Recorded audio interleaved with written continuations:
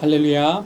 하나님께서 오늘도 우리에게 귀한 하루를 허락하셨습니다. 오늘은 8월 17일, 그러니까 우리 잠언 17장을 읽으면서 오늘 또 하루를 시작하도록 하겠습니다.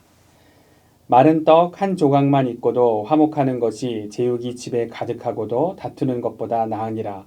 슬기로운 종은 부끄러운 짓을 하는 주인의 아들을 다스리겠고 또 형제들 중에서 유업을 나누어 얻으리라.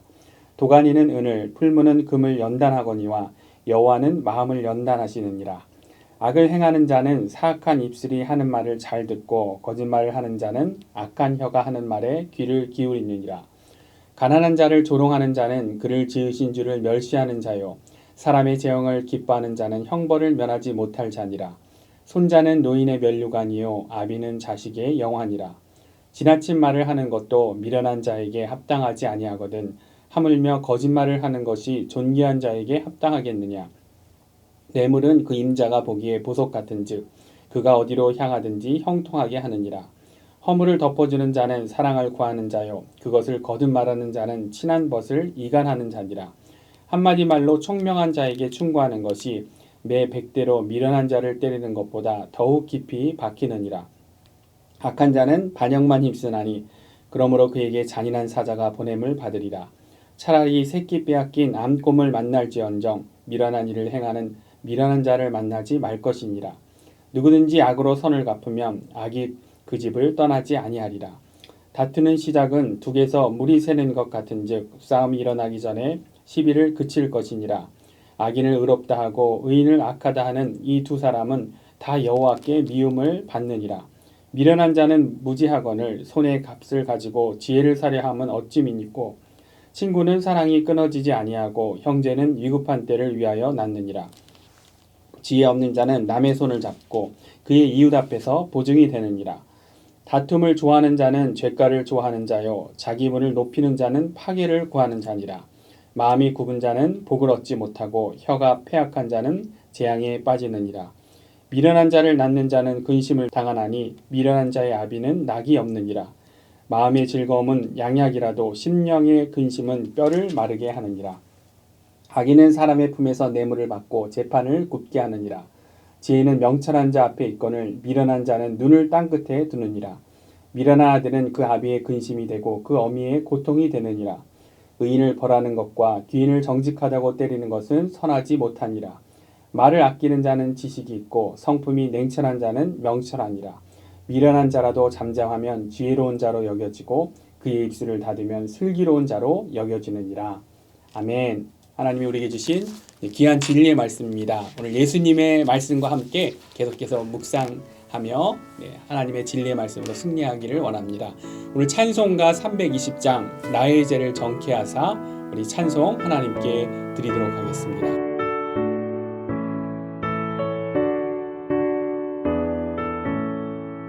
나의 죄를 정케 하사 주의 일꾼 삼으신 구세주의 넓은 사랑 항상 찬송합니다. 나를 일꾼 삼으신 주 크신 능력 주시고 언제든지 주 뜻대로 사용하여 주소서. 내게 부어주시려고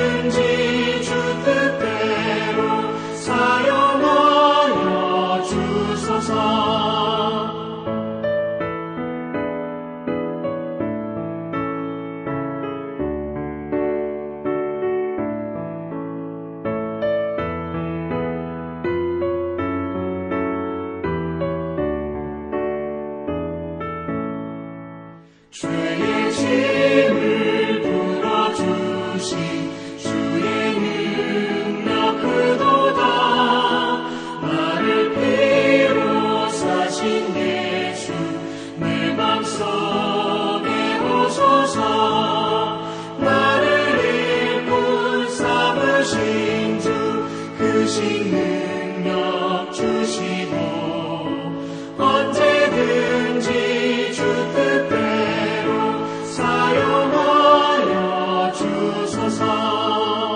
주여 내게 성령으로 충만하게 채우사 생명수가 강물처럼 흐르게 하옵소서. 나를 일꾼 삼으신 주 크신 능력 주시고 언제든지 주 뜻대로 사용하여 주소서.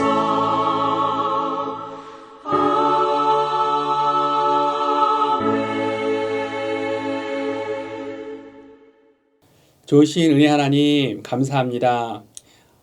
정말 험난한 이 세상 가운데 우리를 홀로 두시지 않으시고 우리에게 귀한 말씀을 주셔서 잠언의 말씀으로 또 날마다 공급해 주신 말씀으로 더불어 살 수 있는 은혜 주심에 감사합니다.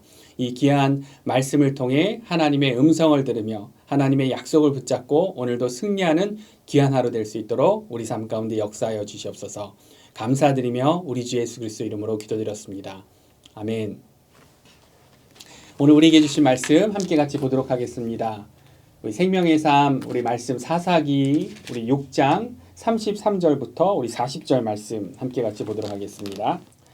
그때 미디안과 아멜렉과 동방 사람들이 다 함께 모여 요단강을 건너와서 이스라엘 골짜기에 진을 치니라. 여호와의 영이 기드온에게 임하시니 기드온이 나팔을 불매 아비에셀을 그의 뒤를 따라 부름을 받으니라. 기드온이 또 사자들을 온 므낫세에 두루 보내매 그들도 모여서 그를 따르고 또 사자들을 아셀과 스불론과 납달리에 보내매 그 무리도 올라와 그를 영접하더라. 기드온이 하나님께 여쭈되 주께서 이미 말씀하신 같이 내 손으로 이스라엘을 구원하시려거든 보소서 내가 양털 한 뭉치를 타작마당에 두리니 만일 이슬이 양털에만 있고 주변 땅은 마르면 주께서 이미 말씀하신 같이 내 손으로 이스라엘을 구원하실 줄을 내가 알겠나이다 하였더니 그대로 된지라. 이튿날 기드온이 일찍 일어나서 양털을 가져다가 그 양털에서 이슬을 짜니 물이 그릇에 가득하더라. 기드온이 또 하나님께 여쭈되 주여 내게 노하지 마옵소서. 내가 이번만 말하리이다. 구하옵나니 내게 이번만 양털로 시험하게 하소서. 원하건대 양털만 마르고 그 주변 땅에는 다 이슬이 있게 하옵소서 하였더니 그 밤에 하나님이 그대로 행하시니 곧 양털만 마르고 그 주변 땅에는 다 이슬이 있었더라. 아멘. 오늘 우리에게 주신 하나님의 귀한 말씀입니다. 구약 성경의 여러 사건들 중에 이스라엘이 승리할 수 없는 중에 승리한 가장 큰 사건을 뽑으라고 한다면 애굽으로부터의 출애굽 사건이라고 할 수 있을 것입니다. 그래서 출애굽 사건은 도저히 상상할 수조차 없었던 사건이죠. 왜냐하면 애굽과 싸울 수 없는 애굽의 노예였던 자들이 하나님의 놀라운 은혜로 구원받고 승리한 사건. 하나님께서 아주 그냥 특별한 일들을 행하시면서 재앙을 내리시고 이적을 행하시며 홍해를 가르시면서까지 상상할 수 없었던 그런 일들을 벌이시면서 애굽 군대를 물리친 사건. 이스라엘 백성들이 얻은 승리 중에 아주 큰 승리였을 것입니다. 그런데 거의 이 정도로 구약에서 이스라엘의 이 승리를 강조 이렇게 하는 것이 있는데 그것이 바로 오늘 말씀에 나오는 우리가 지금 보고 있는 이 사사시대에 미디안을 정복한 기드온의 그 스토리입니다. 그래서 왜 그러냐면 오늘 이 사사기 말고도 이 성경에서 반복적으로 계속해서 오늘 이 미디안과의 전쟁에서 이 승리한 이 사건에 대해서 성경이 이야기하고 있기 때문에 이렇게 되게 정말 중요한 사건이었구나, 중요한 큰 승리였구나 우리가 그것을 알 수 있는 것입니다. 시편 83편을 보면 시편 83편 1절 2절에 보면 제가 읽어드리면 이렇게 나옵니다. 하나님이여 침묵하지 마소서. 하나님이여 잠잠하지 마시고 조용하지 마소서. 무릇 주의 원수들이 떠들며 주를 미워하는 자들이 머리를 들었나이다. 그래서 이 시편 83편의 배경은 그 당시에 이 위협하던 적 아수르에 관한 그런 이야기입니다. 오늘 이 사사시대 기드온 사건 훨씬 뒤의 사건이죠. 그런데 하나님에게 하나님 침묵하지 마소서 그렇게 간구하면서 이러한 아수르에 대해서 어떻게 하나님께 간구하냐면 제가 3편 우리 9절도 읽어드리면 주는 미디안인에게 행하신 것 같이 기손 시내에서 시스라와 야빈에게 행하신 것 같이 그들에게도 행하소서. 네. 그래서 오늘 이 이야기, 이 기드온 사건, 미디안을 승리한 이 승리의 사건을 이야기하는 겁니다. 하나님께서 이 기드온에게 주셨던 이 승리를 지금 우리를 위협하고 있는 이 아수르에게서도 얻게 하여 주시옵소서. 우리도 그런 승리를 누리게 하소서. 그렇게 시편에서 이 기드온 사건을 언급하며 간구하는 것을 우리가 알 수 있습니다. 또 이사야서의 말씀을 봐도 이사야에서도 이런 내용이 나옵니다. 이때도 이 아수르에 관한 예언을 하면서 이사야서 9장 4절을 읽어드리면 이는 그들이 무겁게 맨 멍에와 그들의 어깨의 채찍과 그 압제자의 막대기를 꺾으시되 미디안의 날과 같이 하셨음이니이다. 미디안의 날. 그리고 10장 26절을 봐도 만군의 여호와께서 채찍을 들어 그를 치시되 오래 반석에서 미디안 사람을 쳐 죽이신 것 같이 하실 것이며 막대기를 드시되 바다를 향하여 애굽에서 하신 것 같이 하실 것이라. 그래서 이사야에서도 한참 전에 있었던 오늘 이 본문의 배경이 되는 암흑의 이 사사시대에 있었던 기드온의 이 승리를 언급하는 것입니다. 그래서 이만큼 오늘 이 기드온의 이야기 오늘까지는 이제 전반 보고 이제 승리에 관한 내용이 이어질 텐데 미디안에 대한 이 승리는 엄청난 사건이었구나. 우리가 그것을 알 수 있는 것이죠. 그런데 시편에서도 그렇고 이사야에서도 그렇고 미디안에 대한 승리를 그렇게 간구하는 더 이 강조되는 이유가 있습니다. 오늘 우리가 이제 벌어질 이 승리 가운데 잘 봐야 하는 것. 기드온의 이 승리의 스토리에 너무나 중요한 내용.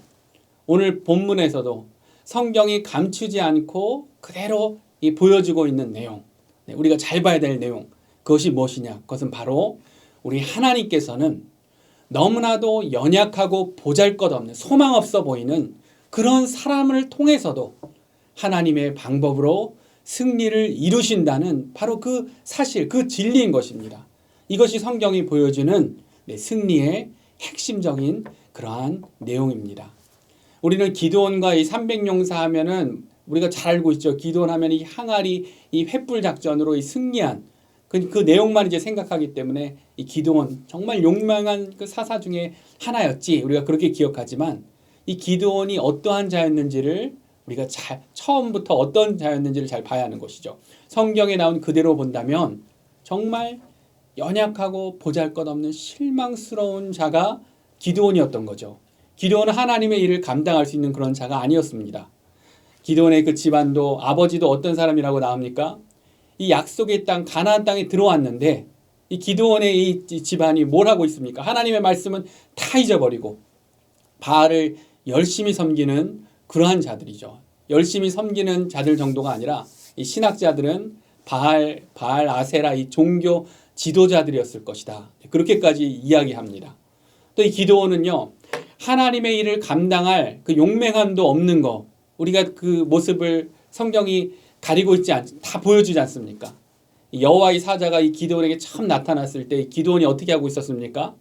이 밀을 이 타작하고 있는데 타작마당이 아니라 포도주 틀에서 숨어가지고 몰래 숨어가지고 미디안 사람들한테 걸릴까봐 그렇게 몰래 타작하고 있었죠. 이 작은 이 포도주 틀에서 안 봐도 우리가 이 상상이 갈 수 있는 것이죠.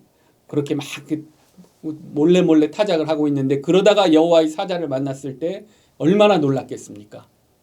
그 상상만 해봐도 전혀 용맹한 하나님의 일을 감당할 사사의 모습은 아닌 것입니다. 오늘 본문도 보면은 이 끝까지 얼마나 확신이 없는지 이 기드온이 하나님 앞에서 어떻게 하고 있습니까? 하나님이 미디안으로부터 정말 이스라엘을 구원할 것이면 양털 한 뭉치를 타작마당에 두고 이슬이 양털에만 있게 하고 주변 땅이 마르면 믿겠습니다. 그래서 평상시에는 이 미디안한테 걸릴까봐 두려워서 타작마당에 가지도 못하면서 이런 시험은 또 타작마당에서 하고 있죠. 한 번만 이렇게 시험한 것이 아니라 양털만 마르고 주변 땅은 다 이슬이 있게 해주시면 또 믿겠습니다. 또 그렇게 계속 반복해서 하나님을 시험하는 이런 모습들, 그 용맹하고 어떤 확신에 차 있는 그런 모습은 아닌 것은 우리가 보게 됩니다. 어떤 담대함과 용맹함을 갖고 이스라엘의 이 비참한 상황을 놓고 하나님께 부르짖으며 사람들을 이끌 그런 리더감은 아닌 것을 성경이 보여주고 있는 것이죠. 그런데 바로 여기에 바로 이 기드온의 이야기, 승리의 이야기가 우리에게 위로가 되고 소망이 되는 것입니다. 왜 그렇습니까? 하나님께서는 이러한 연약한 기드온을 사용하셔서 승리를 주셨다는 것. 기드온이 나는 이렇게 작은 자입니다. 저희 므낫세 집안 낮은 집안 중에도 또 낮은 집안입니다. 이렇게 이야기하고 지금 이렇게 숨어서 포도주 틀에서 몰래 타작하는 것 안 보이세요? 이런 거 이야기하기 전에 하나님은 이 기드온을 어떻게 부르셨습니까? 우리가 지나간 본문이지만 이 기드온의 스토리를 우리가 이해할 수 있는 너무나 중요한 내용이죠. 6장 우리 12절을 다시금 읽어보면 이렇게 하나님께서 말씀하십니다. 여호와의 사자가 기드온에게 나타나 이르되 큰 용사여 여호와께서 너와 함께 계시도다 하며, 그러니까 기드온은 스스로를 작은 자이다, 므낫세 지파 중에 가장 낮은 자이다 하는데 하나님은 이 여호와의 사자를 통해 기드온에게 뭐라고 말씀하십니까? 기드온을 작은 자라고 하지 않으십니다. 큰 용사여 내가 너와 함께한다. 기드온을 큰 용사로 부르는 것이죠. 여기에 바로 우리가 이 기드온 스토리를 통해 오늘도 우리가 계속해서 붙잡을 메시지가 있는 것입니다. 첫 번째는 무엇이냐면 하나님은 부족한 우리를 변화시켜 사용하신다는 겁니다. 하나님은 우리가 연약해도 우리를 큰 용사로 변화시키실 수 있는 분이 바로 우리 하나님이신 것입니다. 우리의 능력으로 하는 것이 아니죠. 내 능력으로 하는 것이 아닙니다. 우리를 찾아오셔서 우리를 변화시켜 큰 용사로 사용하시는 분이 우리 하나님이라는 그 사실을 오늘 이 사사기의 말씀을 통해 우리에게 알려주시는 것입니다. 기드온을 보면 그의 내면을 보면 내면에 열등의식이 있죠. 그래서 므낫세 중에 가장 약한 집안이다. 그리고 거기다가 자기 집안이 또 어떤 일을 하고 있습니까? 바알과 아세라를 섬기는 그런 일들을 하고 있잖아요. 열등의식이 있습니다. 그리고 두려움, 그 속에 두려움이 있죠. 이 숨어가지고 포도주 틀에서 이 타작하는 그 모습들, 두려워하는 그 모습. 그리고 또 실패감도 가득합니다. 이 기드온이 그렇게 이야기하죠. 하나님이 우리를 다 버려서 미디안의 손에 붙이셨다. 우리에게는 전혀 희망이 없다.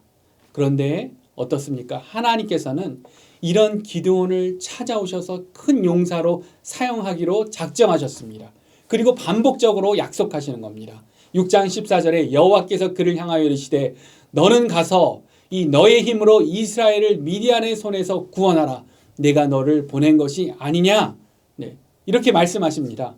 이런 말씀에도 기드온이 못하겠다고 하죠. 그렇게 말하는 또 기드온에게 16절에도 뭐라고 말씀하시냐면요. 여호와께서 그에게 이르시되 내가 반드시 너와 함께하리니 내가 미디안 사람 치기를 한 사람 치듯 하리라 하시니라. 하나님께서 이렇게 약속하시고 기드온을 큰 용사로 세우시는 것입니다. 우리 하나님이 이런 하나님이십니다.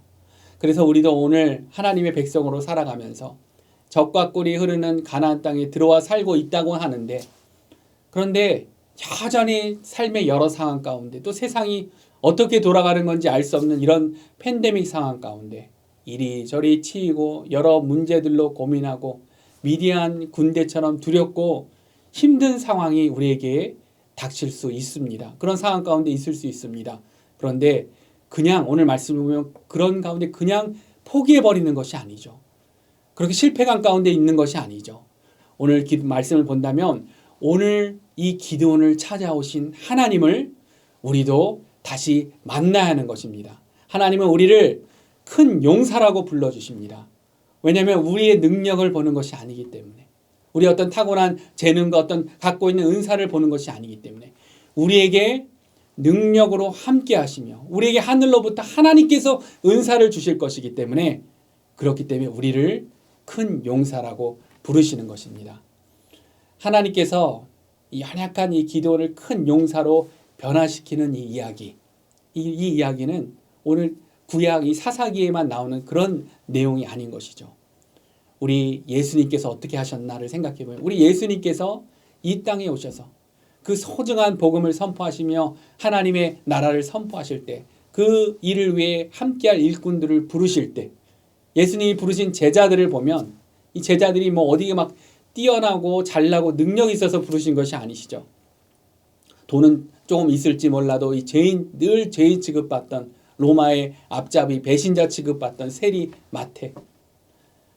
또 보면은 또 그 속에 막 그 분노를 갖고 로마를 폭력으로 몰아보겠다고는 열심당원 뭐 시몬. 그리고 이 어부들 늘 거의 뭐 벌거벗은 채로 일하던 이 갈릴리의 어부들.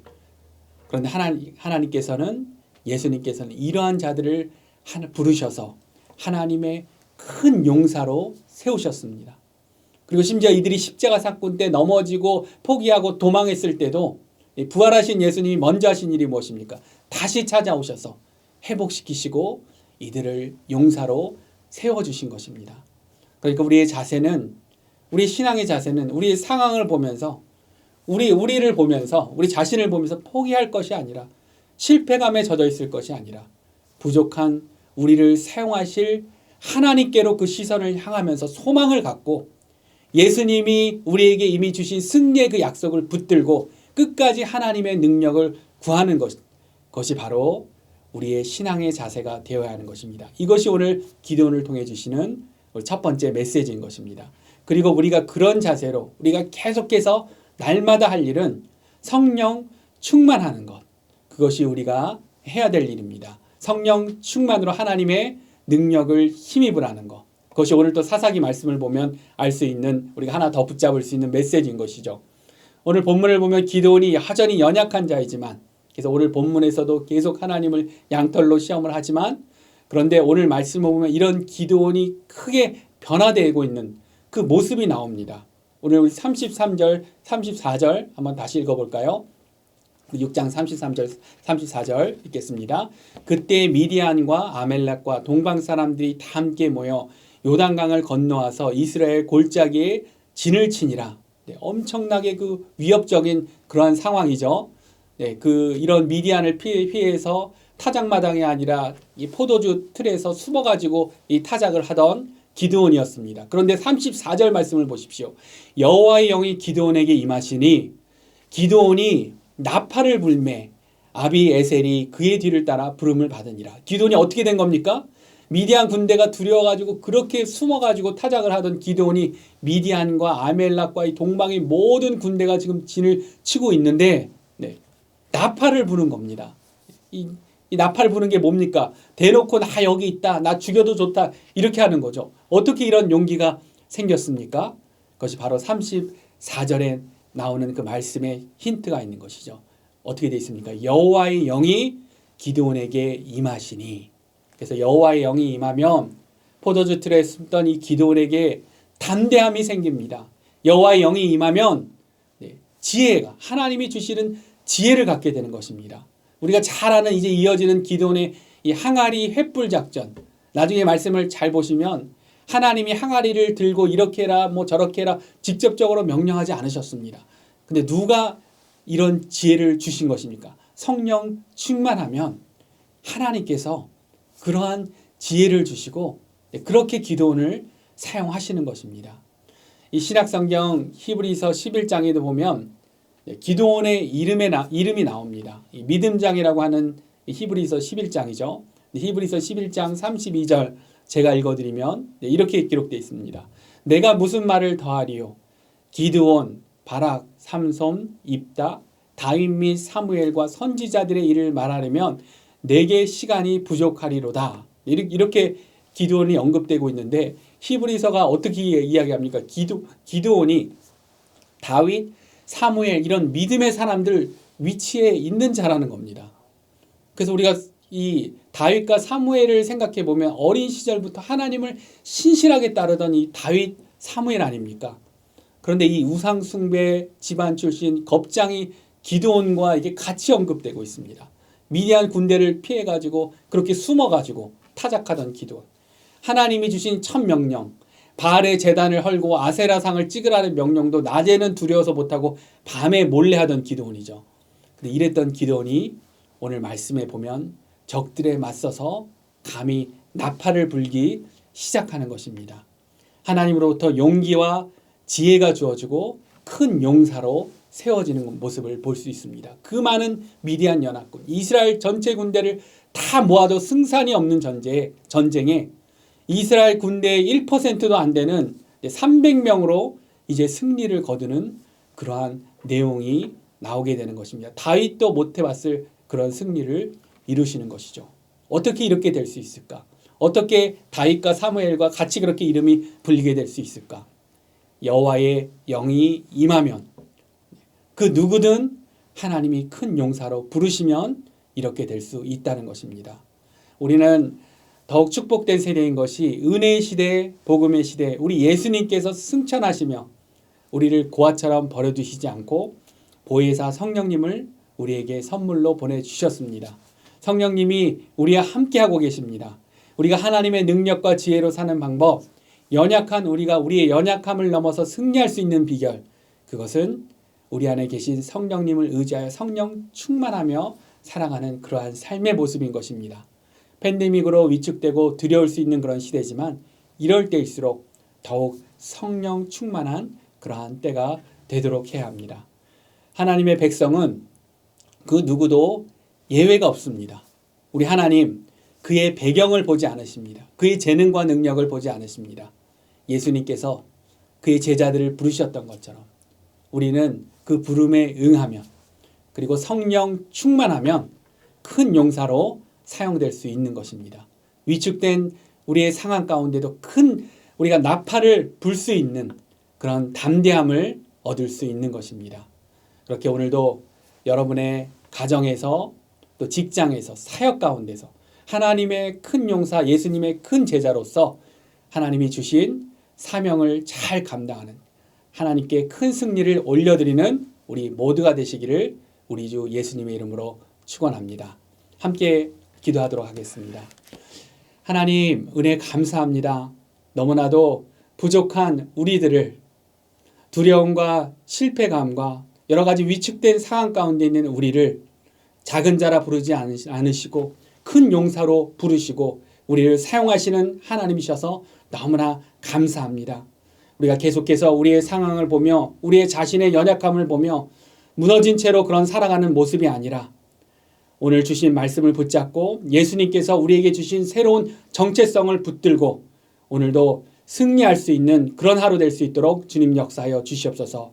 우리의 짧은 인생 하나님께서 우리에게 주신 사명 하나님이 주신 그 능력과 지혜로 성령 충만함으로 하나님께 영광 돌리는 그런 용사된 삶 될 수 있도록 주님 역사하여 주시옵소서. 오늘 하루도 주님께 올려드리며 감사드리며 우리 주 예수 그리스도 이름으로 기도드렸습니다. 아멘. 우리 계속해서 우리 묵상하시면서 기도하시면서 오늘 복된 하루 하나님께 드리도록 하겠습니다.